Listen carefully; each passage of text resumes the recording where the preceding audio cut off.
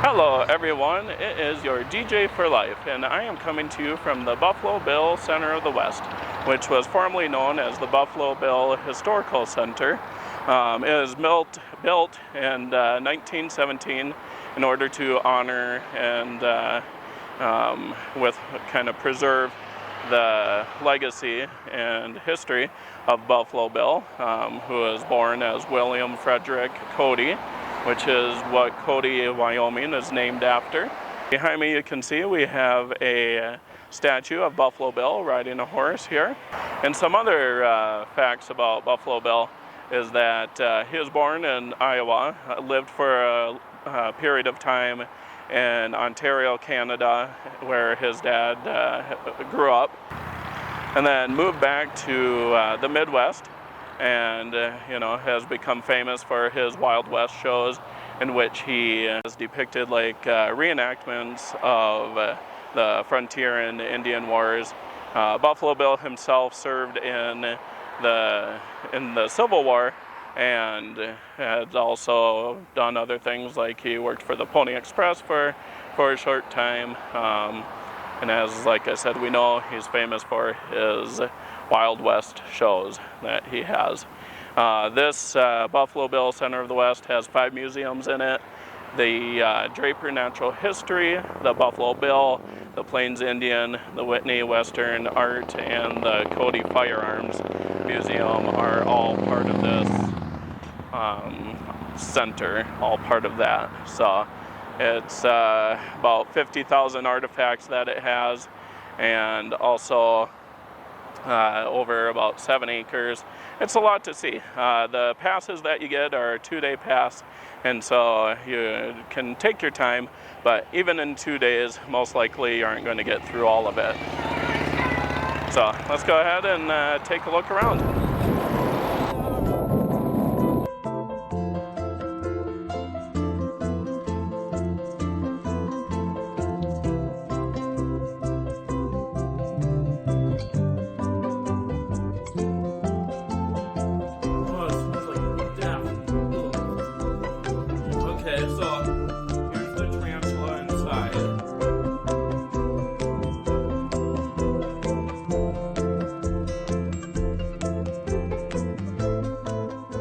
Let's go ahead and take a look at some more stuff outside of the museum here. All along the way and leading to the museum, at least from this side. You used to be able to get in from this side, but due to the pandemic recently, they have one entrance. But they have little metal sculptures of various animals. We have an elk here. And then up here, we have, here we go. This one, we have what looks to be a beaver. And then we have an eagle soaring along. And we have a fish and a wolf up here. So a few different things that we can see along our way. Another kind of fun fact about this place is that it is part of the Smithsonian affiliates, which means that they have artifacts from the Smithsonian Museum. This was as of 2008, and they also share some of their artifacts with the Smithsonian Museum. And here we have a statue of a wolf howling to currently the sunrise, but at night it would be the moon. Hey. Hi. We have statues like this kind of all over outside that you can take a look at. Alright, and we'll take a look at some of the other sculptures outside. I'm not really sure what that's supposed to be. My guess would be a cactus of some sort, but not quite sure.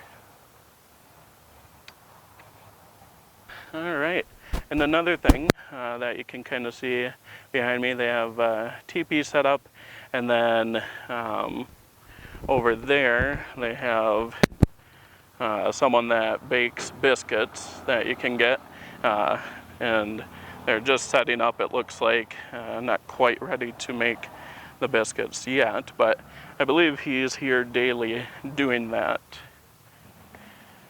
All right, here we are at the front of the Buffalo Bill Center of the West, and let's go ahead and see what's inside. And this is what greets us when we first come in, is this grizzly bear. Looks like it just got done attacking some sort of animal with antlers, maybe a deer or an elk or whatever they have on the mountain. And up here it tells us little layout here. As you can tell, it has 5 different museums: Draper Natural History Museum, the Buffalo Bill Museum, of course, the Plains Indian Museum, the Whitney Western Art Museum, and the Cody Firearms Museum. I can't record inside the art museum, so there I have like some pictures, but we can't do any kind of recording in there. And then there's the McCracken Research Library as well. So let's go ahead and take our first look at the Draper Natural History Museum. One of my favorite animals is the wolf. And at one point, these gray wolves were close to extinction due to humans hunting them and killing them, but then they reintroduced it into Yellowstone National Park and helped the ecosystem for the most part. Farmers and stuff had a little bit more to worry about than they did before, but overall it helps the ecosystem. We have the Naturalist Cabin. It says, take a few minutes to visit the cabin of naturalist B.A. Ware. B.A. may be in the field, but won't object if you wander around inside. So let's take a look inside. Have a nice little fireplace over here. Got another animal mounted on top with the animal skull.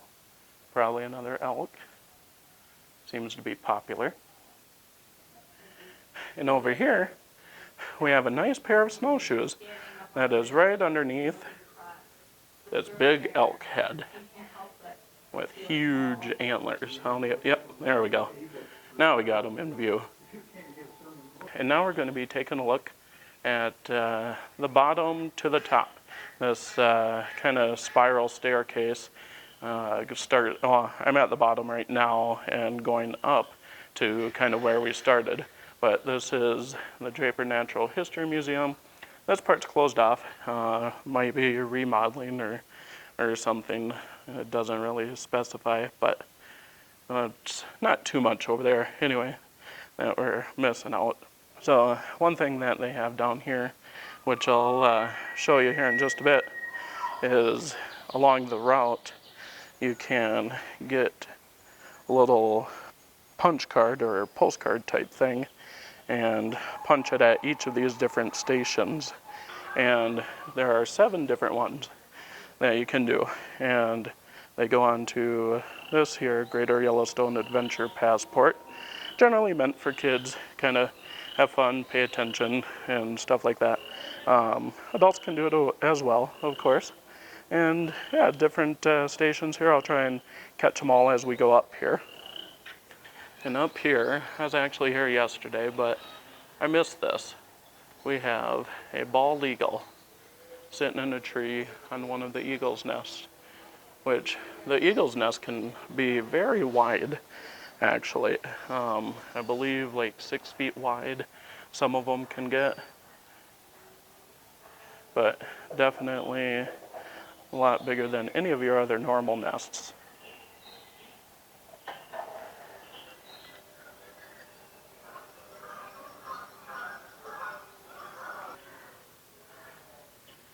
Alright, so up here we have 2 buffalo that are going over the cliff as they possibly were even fighting. Kind of hard to see some of the detail just because of the lighting, but in person definitely has some great detail to the buffalo. Then another cool thing here is they have where you can push the different buttons and listen to the sounds of the different animals. So let's go ahead and see what a sage thresher.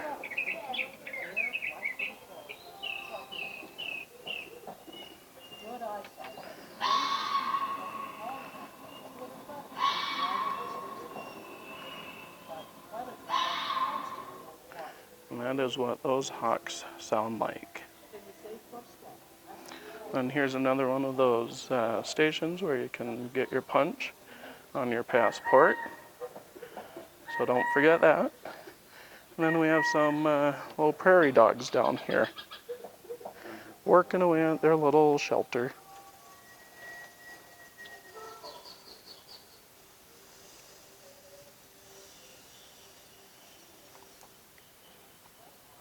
Here's maybe a better view of those buffalo. As you can see, coming off the cliff.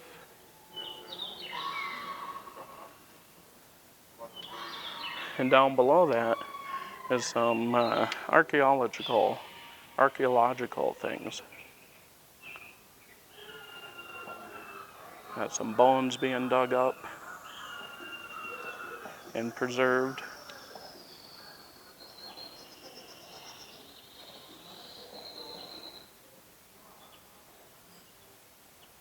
Right here we have an elk. Another elk. Definitely a western animal.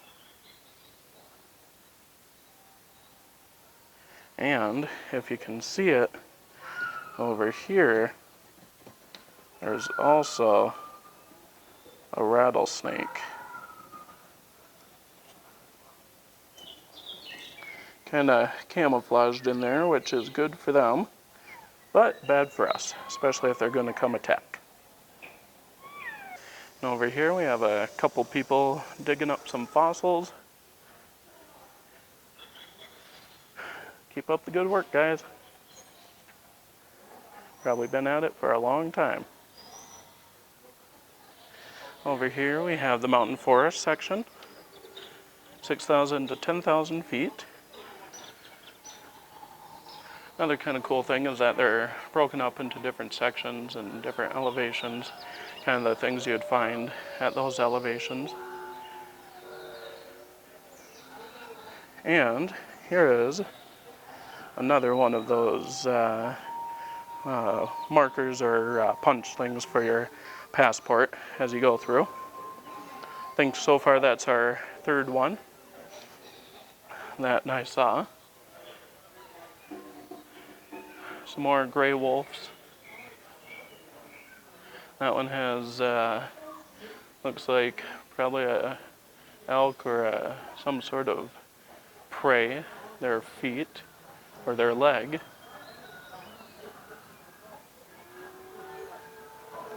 And then over here, we have firefighter outfit. Probably one of the first rudimentary ones here. It says here, modern firefighters are garbed in fire-resistant clothing, wear hard hats, and use special tools to dig fire lines. Also have radios and stuff to communicate. Way different than over here, where they used whatever tools they had at hand, shovels, handsaws, buckets of water, horse-drawn pumps, and they wore just everyday clothing. So, definitely came a long ways, a lot more safety. And also in this area, it kind of smells like a little bonfire. So it gets that feel. And then over here, they have a part of a tree stump, Camp Monaco tree it says, and that it is a 300-year-old spruce tree killed by the 1988 Yellowstone fires. And then here they have different markers as far as how old it was.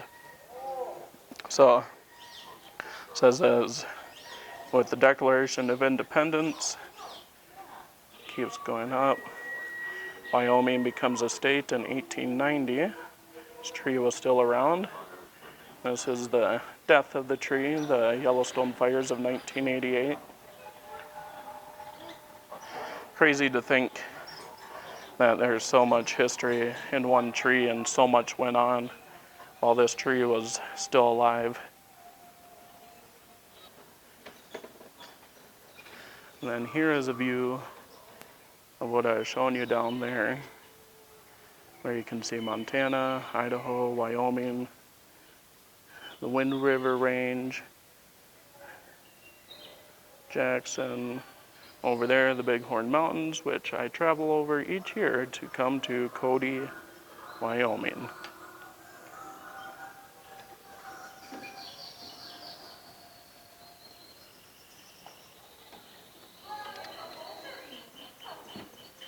So here we have the Alpine, which is above 10,000 feet. So this is what we would find above 10,000 feet. The mountain goats.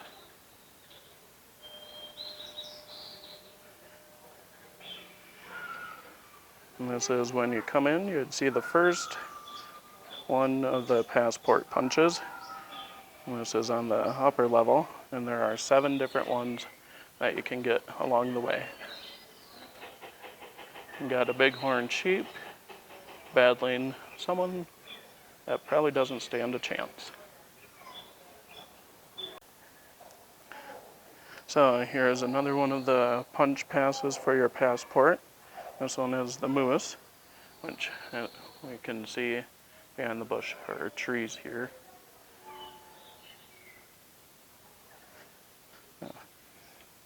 And then here's another one that we have. It is the fly fishing punch for the passport. And here's another punch for your passport. It is the black-footed ferret that they have on there, which kind of looks like a prairie dog or something like that, but it's black-footed ferret. Then over here, we have the eagle punch for your passport. Alright, and here we have the Buffalo Bill Museum, which is the second one that we are going to enter. And of course, Buffalo Bill is what this city is named after. His real name is William Frederick Cody, better known as Buffalo Bill. So this is what greets us when we come into the Buffalo Bill Museum. There are all these bison and buffalo. This is a bison calf, it says.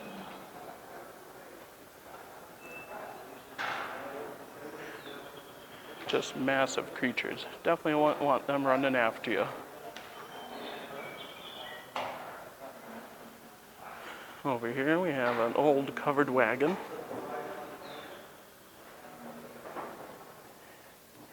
And of course the West is known for gambling. And we have an old roulette wheel.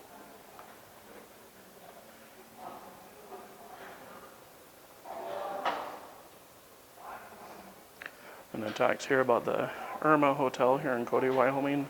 Irma was his daughter, for Buffalo Bill's daughter. Here's Camp Monaco, tallest tree in the forest, $80,000, which we saw cut out in the Draper Natural History Museum, telling all the different time periods that it was alive. But there's a bigger part of it. And then over here, we have an old stagecoach.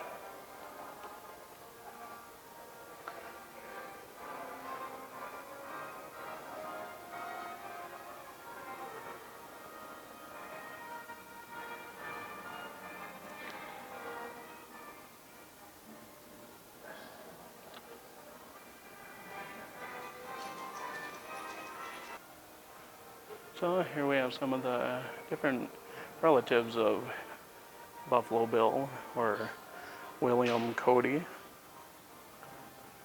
And this is his sister's wedding shoes.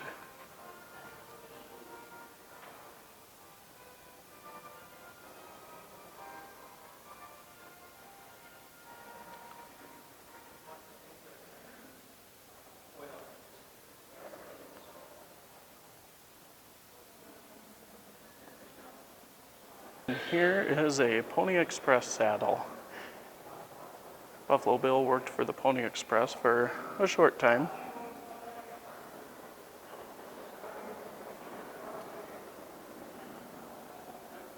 Different saddles here. This one's apparently, it says McClellan saddle.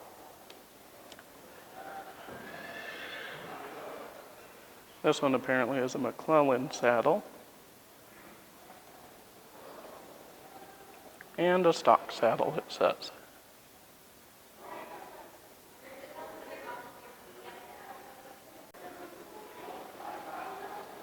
And here, man of the West, born in 1846.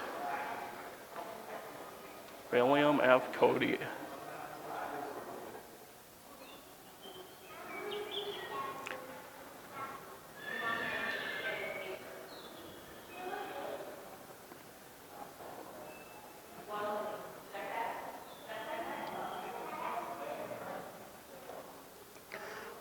And here it is, the Pony Express.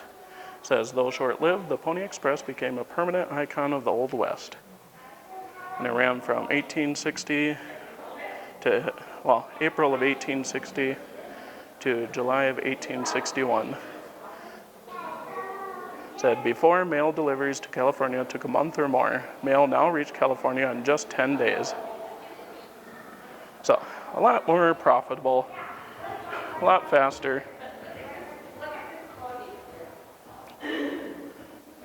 And Buffalo Bill worked for the Pony Express for about 2 months. And here we have the Plains Indian Museum. This will be the third one that we're going in. You come in, you can see they have a moose out here to the side. It's a little rainy, so it's a little hard to see, but let's see if we can get a close-up. Oh. There. It's a little rainy, so it's a little hard to see. But there it is. Then we have a headdress and another beaded vest. And here is a beaded hat. And one thing I forgot to mention, if you look here, it says staff favorite. There is a point of interest thing that you can get on the way in, and it'll tell different things to look out for in order to learn more about the history, kind of get the important facts. That way, if you want to kind of condense your trip, you can just hit those main points. I forget how many there are. I believe close to around 20 or so. This one's number 15, and throughout the museum you'll see where it has the kind of staff favorites or point of interest. Those are with a star as opposed to a heart, and you can look for them. I couldn't find all of them, so I don't know if actually all of them are labeled, but a good portion of them are labeled. And then inside here we have an old mock room in a little cabin. They have the bed. Looks like a little baby blanket over there. Looks like a little baby blanket there on the bed. I believe that's what it was used for. And we got an old oil lamp,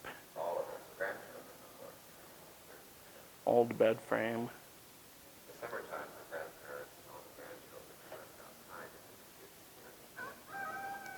And another cool thing is that as you walk through parts of these different like cabins or points of interest, that they will have something that is playing over in the background, and tells you about the area here. And then they'll have like a closed caption of what they're saying along the way. So that's pretty handy if you want to stay in here and kind of learn more about it. Looks like an old stove and an old kitchen set up here.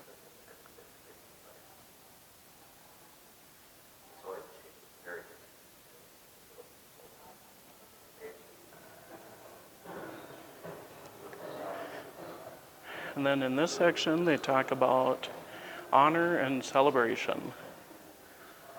And they talk about their different traditional ceremonies and dances that they would do.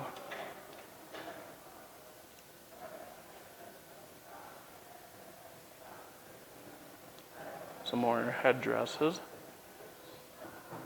And here is White Man Runs Hymn's feather bonnet. Says that he was a scout for General George Armstrong Custer during the Battle of Little Bighorn in 1876. He survived the battle and later provided clear accounts of the events that led to Custer's defeat.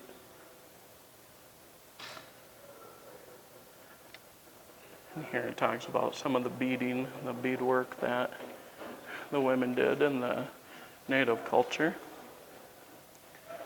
All this stuff is beadwork here.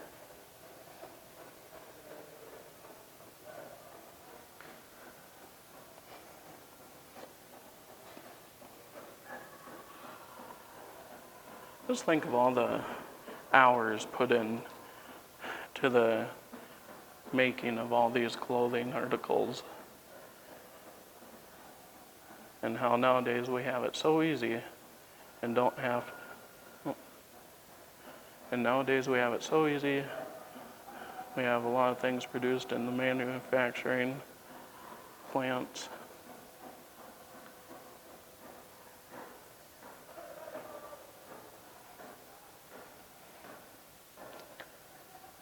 Here we have a sweat lodge. It is used to cleanse and strengthen the body, mind, and spirit. Can't really see inside the sweat lodge either, but all fire going on.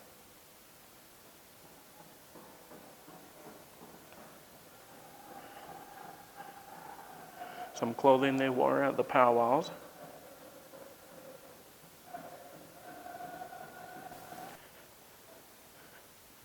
And here's a top view of a setup they have with the Native American on the mountain, and then a teepee, and down there is a campfire, which we'll go see here in a little bit.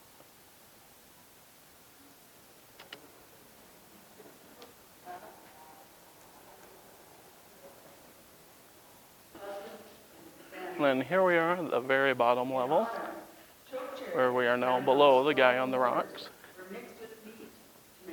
They have a video in the background playing, kind of describing how their life was at the time, and how they had ceremonies for the different animals that they killed. Here is a bull boat. It says, sometimes referred to as round boats. Bull boats were used by tribes of the upper Missouri River region to go short distances on the small river or lake. And they were made from the hide of a bull. And here we have a bull hide teepee, which, if you look inside, they have a fire going on. Well, not a fire, but a setup for a campfire.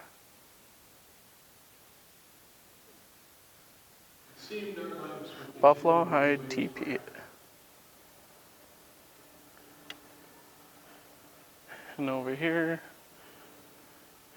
a little child outside of the teepee, making some food here. And tanning out a buffalo hide.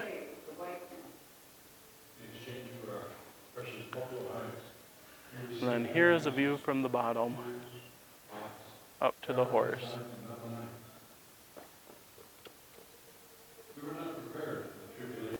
And over here we have hunting and warfare. So this is what they'd wear going into battle or going on their hunts. Got artwork depicting a bow and arrow killing a bull.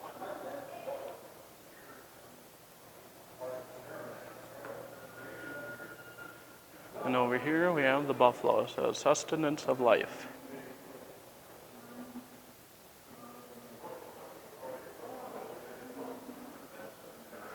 Different tools used for the buffalo. Got the spoons, cupping horn, teepee knockers. It says stirring the buffalo, or teepee knockers. Says strings of buffalo declaws were hung on the teepee doors to announce visitors. So it's like the early wind chimes.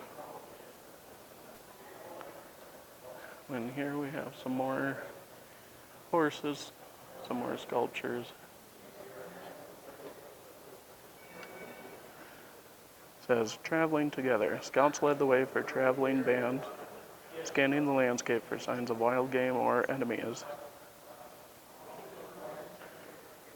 And it talks about the different articles of clothing that they have. And here it says Cheyenne man wearing a headdress and holding a shield.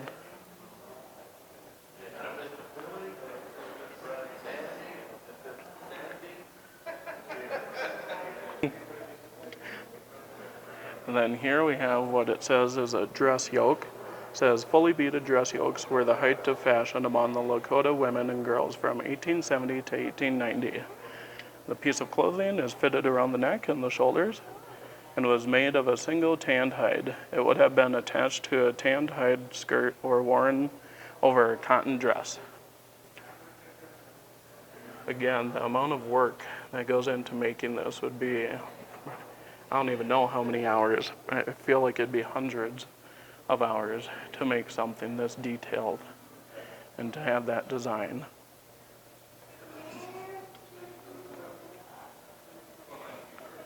And then here's more ways that they carried their children.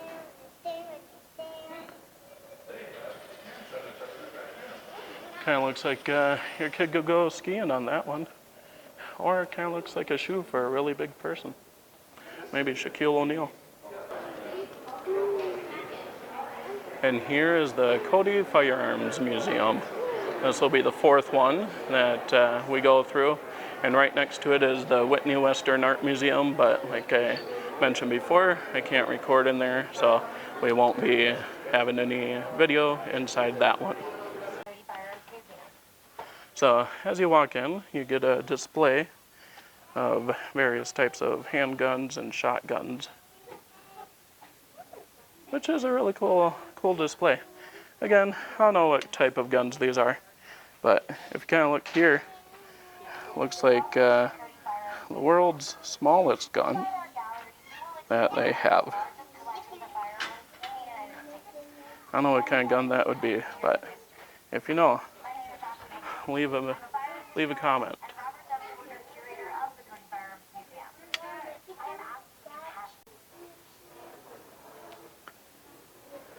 And here we have a Gatling Model 1875 battery gun.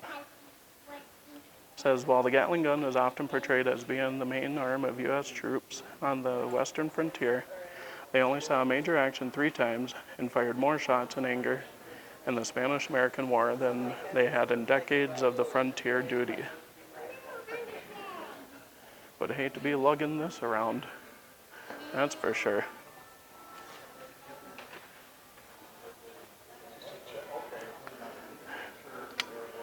And here's another view of it from the other side.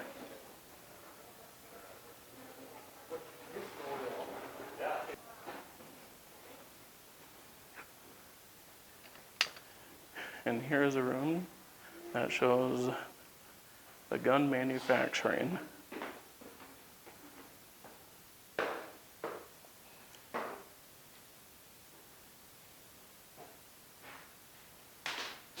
It says the double spindle lathe barrel driller.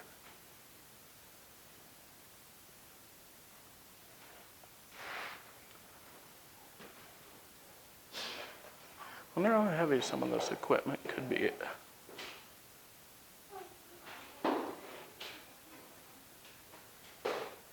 And over here, some more of the tools used for making the gun. If anyone knows what any of this actually does, let me know, because I am not very familiar with how to make a gun, and especially how they made guns back in the day.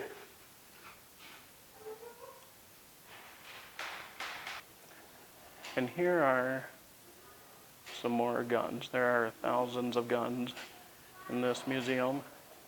I'm not very well versed on guns, so I'm not going to pretend that I know what all the guns do, what all the parts are, or anything. But if you're looking for any type of gun from any era, you can pretty much find it here.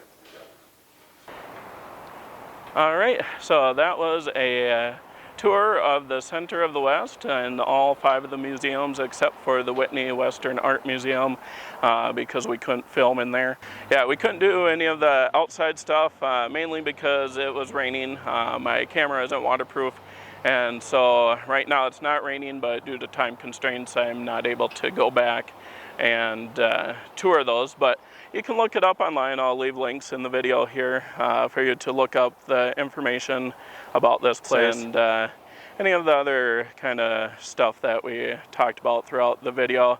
I'll try to get as many of the links as I can if you want to research it on your own. I have some videos from Kansas if you want to take a look at those, and also just some other random videos here. So you'll see those in the description here. And thank you for joining me on this adventure.